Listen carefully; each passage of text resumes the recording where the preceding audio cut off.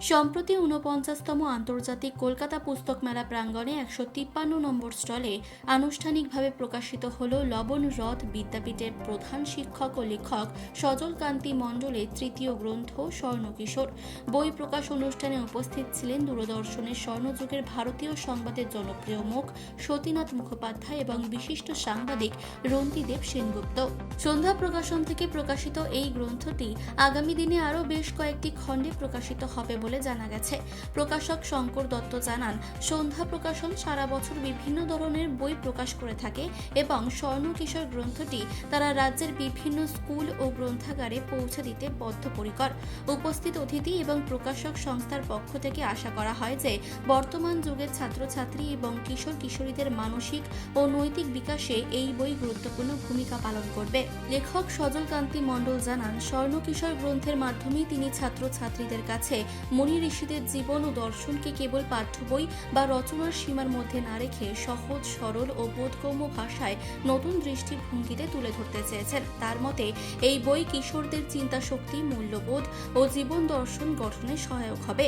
বই প্রকাশ অনুষ্ঠানে উপস্থিত বিশিষ্ট ব্যক্তিবর্গ লেখকের এই উদ্যোগের প্রশংসা করেন এবং আশা প্রকাশ করেন যে স্বর্ণকিশোর বর্তমান প্রজন্মের পাঠকদের কাছে বিশেষভাবে গ্রহণযোগ্য হবে।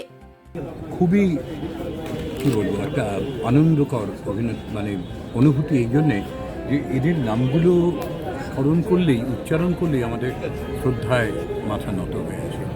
বিবেকানন্দ, সুভাষচন্দ্র, নজরুল ইসলাম, এরা আমাদের বাংলা ও বাঙালির সর্বযুগের সর্বকালের গর্ব। তাদের নিয়ে, তাদের ছেলেবেলা নিয়ে কীভাবে তারা গড়ে উঠেছিলেন, তাই নিয়ে সজলবাবু অত্যন্ত খুব সুন্দর একটি বই, সহজ সরল ভাষায়, যেমনভাবে যেটা ছোটদের যেমন বড়দের কাছেও ততটাই আছে, এরকম একটা বইয়ের সত্যি দরকার ছিল। সে কাজটা উনি নিজের শিক্ষক হিসেবে প্রয়োজন বোধ করেছেন বলে লিখেছেন। একটা জীবনের অনেকটা বছর অতিক্রম করার পরে তার এই উপলব্ধি হয়েছে শিক্ষক হিসেবে যে এদের ছোটোবেলার এই কথা যদি আরও ভালো করে আগে জানতে পারতাম, হয়তো নিজের জীবনে তার একটা প্রভাব আমি লাগাতে পারতাম, কিন্তু বড্ড দেরি হয়ে গেছে। কিন্তু সেই দেরি বা এই সুযোগ থেকে যাতে পরবর্তী প্রজন্ম বঞ্চিত না হয়, সেই জন্যই তার এই আন্তরিক বইটিতে সুন্দর করে লেখা আছে প্রথম পর্ব, তার মানে এর বেশ কয়েকটি আরও পর্ব।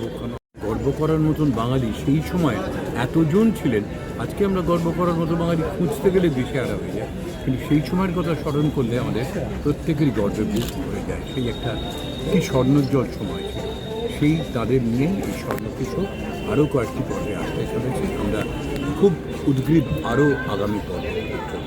সজলবাবু নিজে রয়েছেন, রফিকবাবু রয়েছেন। এই বইটা সবার হাতে হাতে পৌঁছে যাক, বিশেষ করে এখন যারা কিশোর তাদের।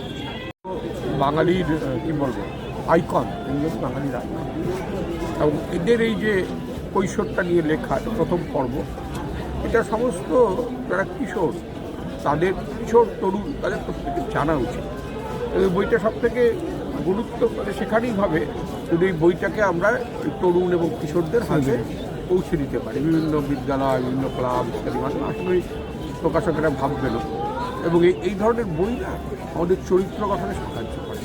তো এই ধরনের বই যত বেশি লেখা হয়, গল্প উপন্যাস তো লেখাই হয়, কিন্তু এই ধরনের বই যত বেশি লেখা হয় তত সমাজের পক্ষে সেটা খুব আশা করি। এর আগে আমার আরও বই বেরিয়েছে, নির্মাল্য বলে একটি বই, এবং Ramakrishna mission social and spiritual impact of আপন সোসাইটি বলে দুটি বই বেরিয়েছে। এ বইটি বই লেখা নয়, আমি শিক্ষকতার জীবনে যেটুকু মনে হয়েছে যে কিশোরদের জন্য দরকার, সেইটুকুই আমি এখানে সংকলন করার চেষ্টা করেছি।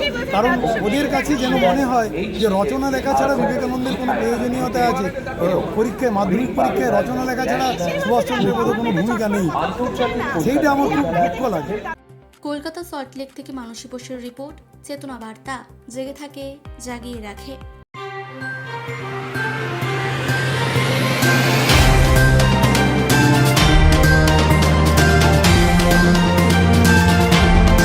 চেতনা বার্তা, জেগে থাকে, জাগিয়ে রাখে।